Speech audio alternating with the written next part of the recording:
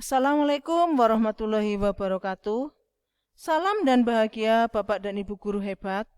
Perkenalkan, nama saya Fitriani Pembayun, guru SMA Ma'arif NU 1 Sokoraja, Kabupaten Banyumas, Jawa Tengah. Saya melakukan aksi nyata sebagai implementasi pemahaman saya terhadap salah satu topik pelatihan mandiri di platform Merdeka Mengajar, topik 2, yaitu kurikulum merdeka. Dalam topik 2 ini terdapat 2 modul. Yang pertama, makna kurikulum dalam pendidikan dan pembelajaran versi kurikulum merdeka. Masuk pada modul 1, yaitu makna kurikulum dalam pendidikan. Apa itu kurikulum? Kurikulum adalah keseluruhan pengalaman belajar murid. Kurikulum merupakan titik awal sampai titik akhir pengalaman belajar murid. Kurikulum adalah jantung dari pendidikan.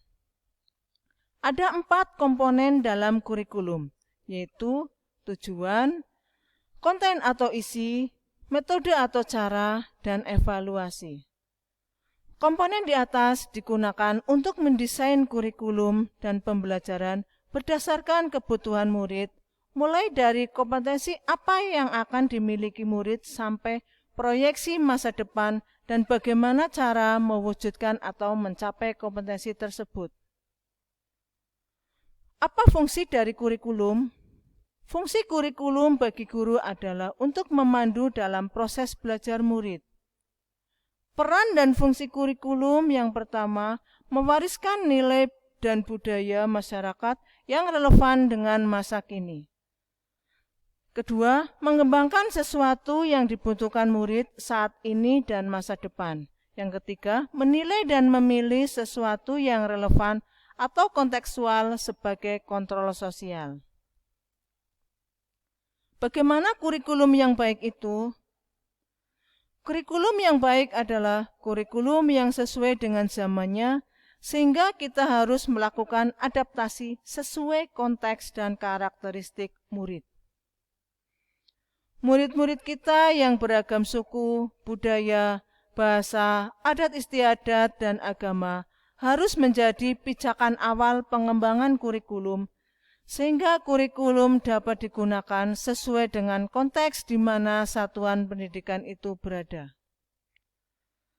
Mengapa kurikulum perlu diubah? Kondisi murid dan zaman yang menyebabkan perlunya merubah kurikulum. Kurikulum bersifat dinamis dan terus-menerus dikembangkan atau diadaptasi sesuai konteks dan karakteristik murid demi membangun kompetensi sesuai kebutuhan murid kini dan masa depan. Ada pepatah yang mengatakan, butuh seluruh desa untuk membesarkan seorang anak.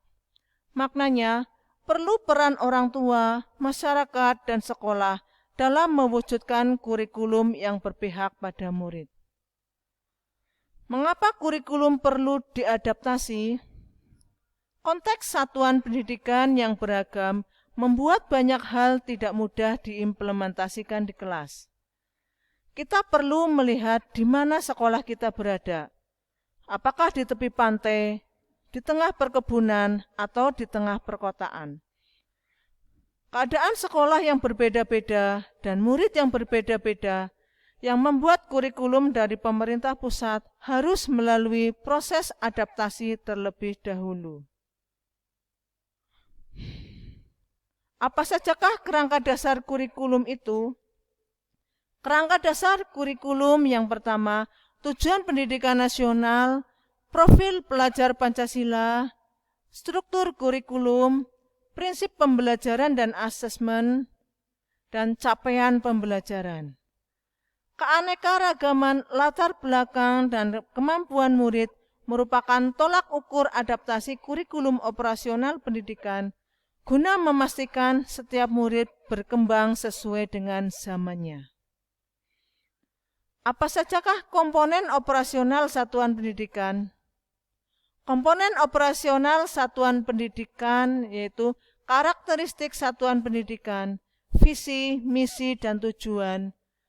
Perencanaan pembelajaran mencakup alur tujuan pembelajaran, asesmen, modul ajar, media ajar, dan program prioritas sekolah.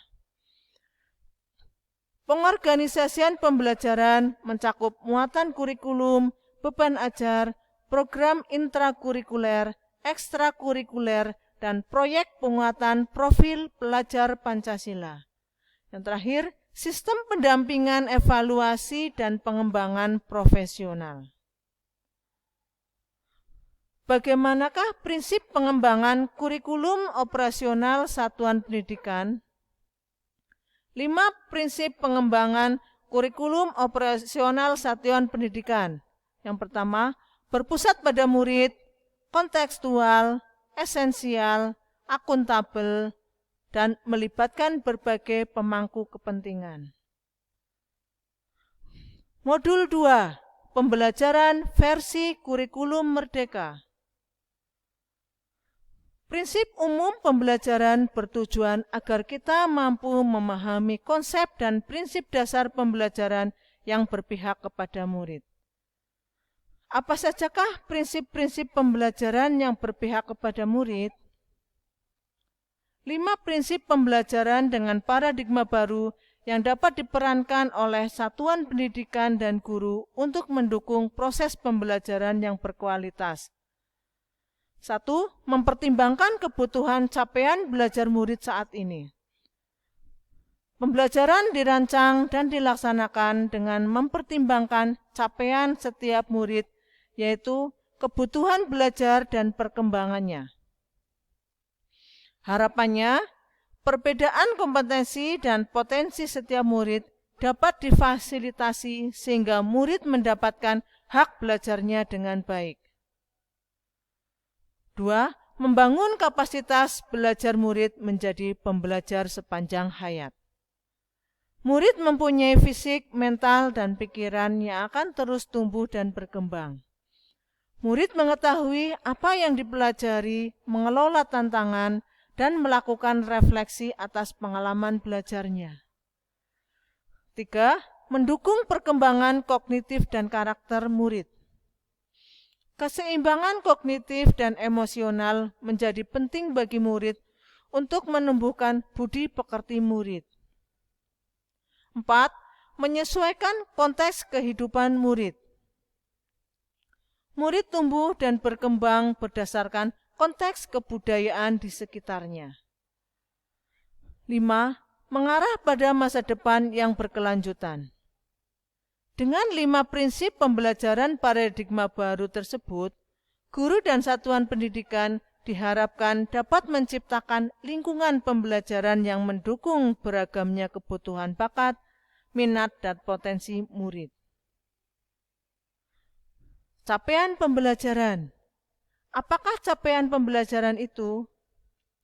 Capaian pembelajaran adalah kompetensi dan karakter yang ingin dicapai setelah menyelesaikan pembelajaran dalam kurun waktu tertentu.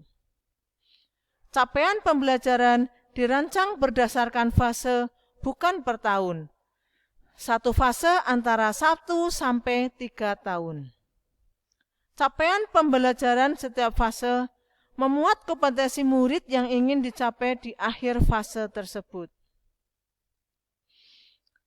Pada kurikulum merdeka dibagi menjadi 6 fase, yaitu fase A kelas 1 sampai 2 SD, fase B kelas 3 sampai 4 SD, fase C kelas 5 sampai 6 SD, fase D kelas 7 sampai 9 SMP, fase E kelas 10 SMA, dan fase F kelas 11 sampai kelas 12 SMA.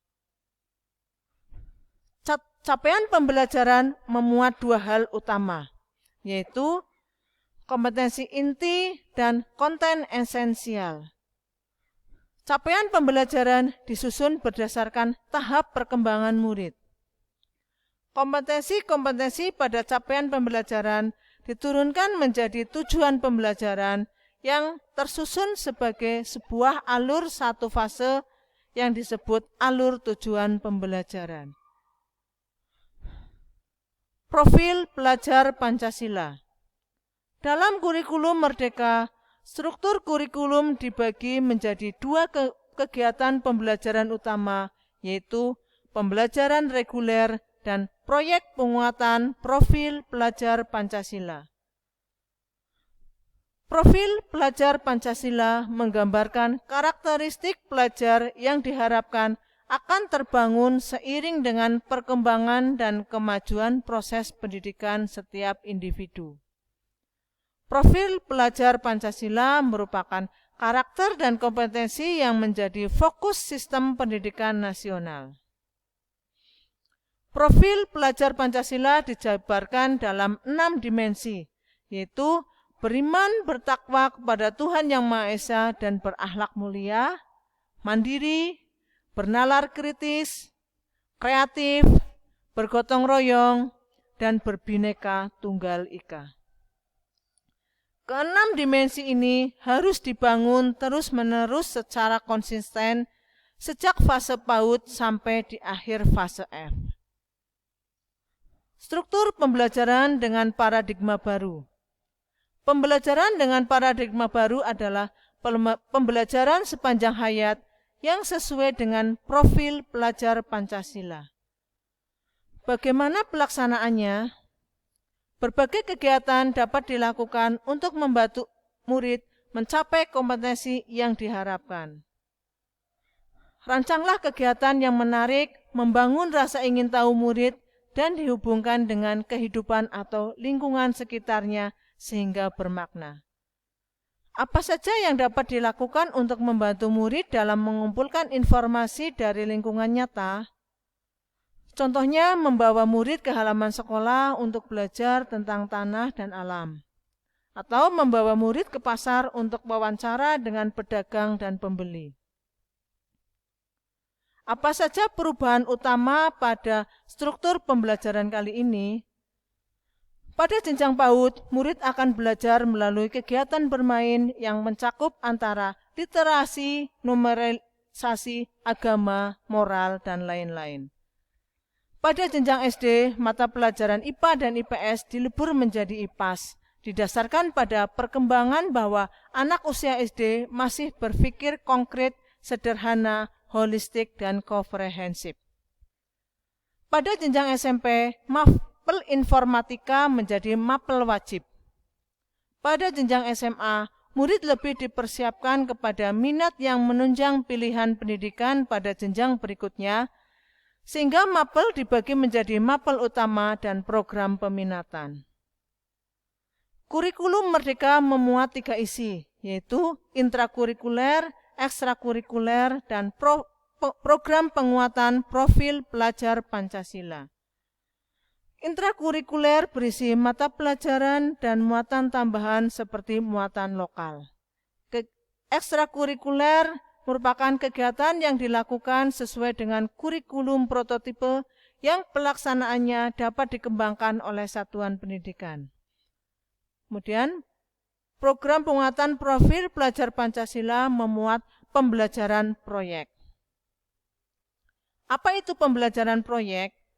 Pembelajaran proyek adalah pembelajaran yang berbasis proyek yang ditujukan untuk penguatan profil pelajar Pancasila melalui tema yang ditetapkan, yaitu gaya hidup berkelanjutan, kearifan lokal, Bhinneka Tunggal Ika, bangunlah jiwa dan raganya, suara demokrasi, berkarya dan berteknologi untuk membangun NKRI, dan kewirausahaan.